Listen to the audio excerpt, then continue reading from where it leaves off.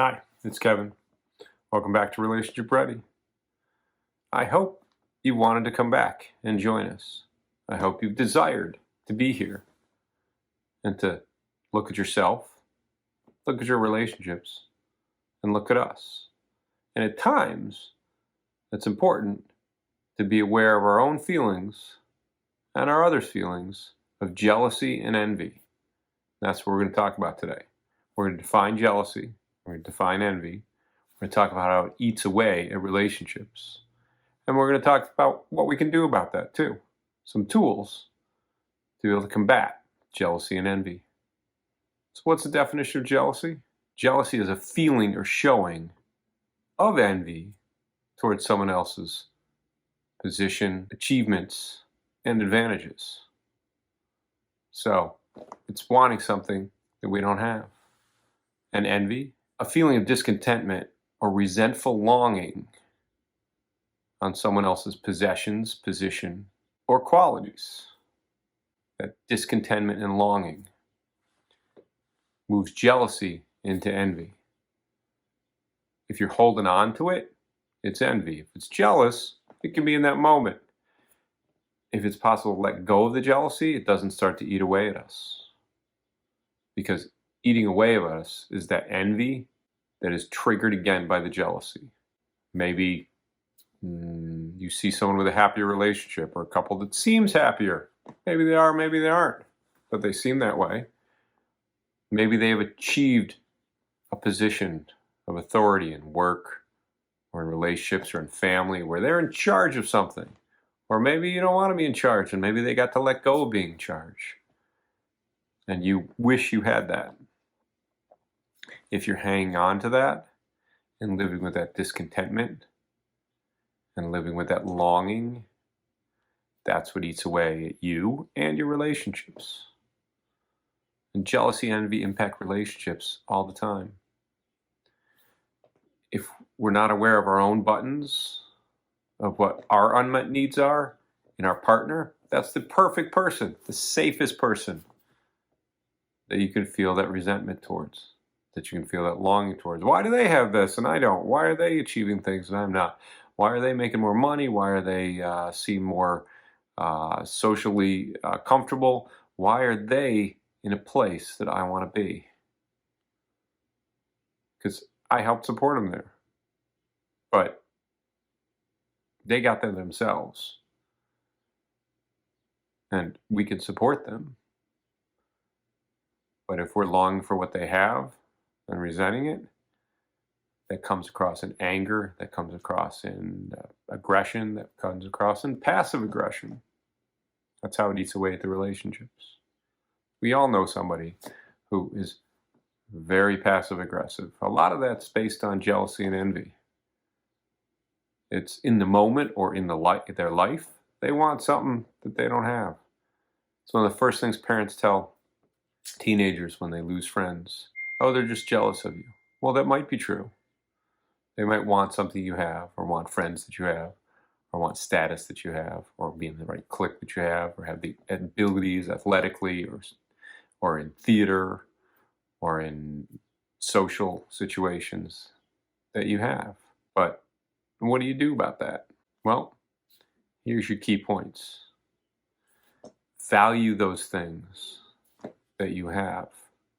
Be aware of what your strengths are. And be able to be aware enough to be comfortable with your own strengths without pointing them out and bragging. Because there's a difference between pride and bragging.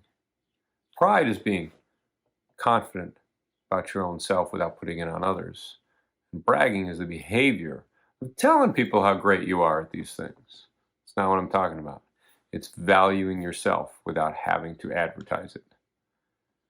And valuing your partner and what their strengths are without having to advertise it.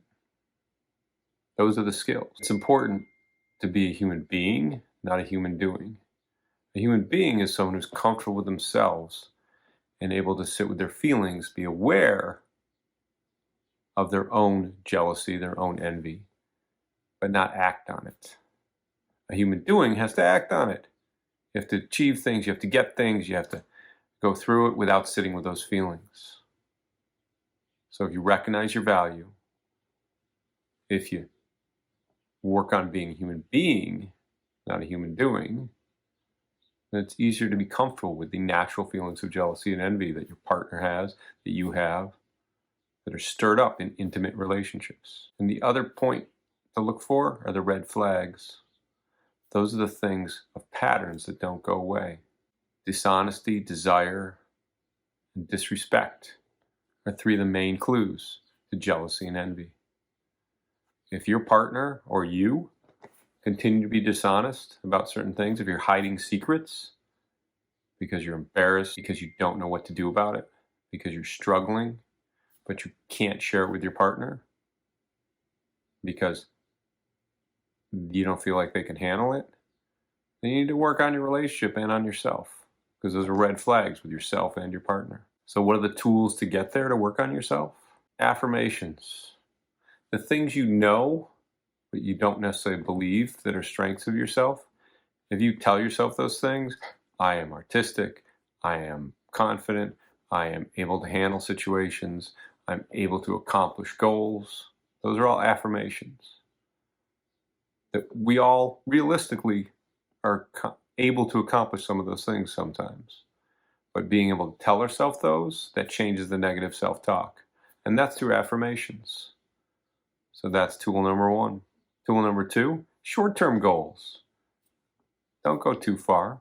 What are you going to do today to value yourself more, to sit with those feelings instead of acting on the feelings of jealousy and envy, and to be able to problem solve?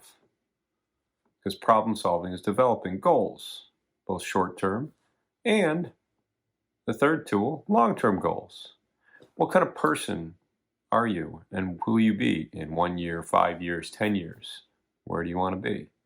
Do you want to live your life as a jealous, envious person? Do you want to live your life with peace and comfort in your relationships? If you develop those as long-term and short-term goals and work with affirmations, those are the tools to get you there. With support, hopefully from your relationships and your partner. So what did we talk about today? We talked about the definitions of jealousy and envy. Jealousy is very much considered a red feeling, and envy is most often associated with green.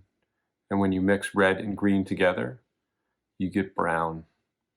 You're in the crap. That's what eats away at us. We talked about how it eats away at us, how it eats away at our relationships, and tools to recognize in ourselves, to value ourselves, and develop short and long-term goals, to become less of a person who acts on and more of a person who accepts without acting our feelings of jealousy and envy, so that we don't let those get in the way of our relationship with ourselves and our relationship with our most closest people and our partners. And that's how we become more relationship ready. Thanks for watching.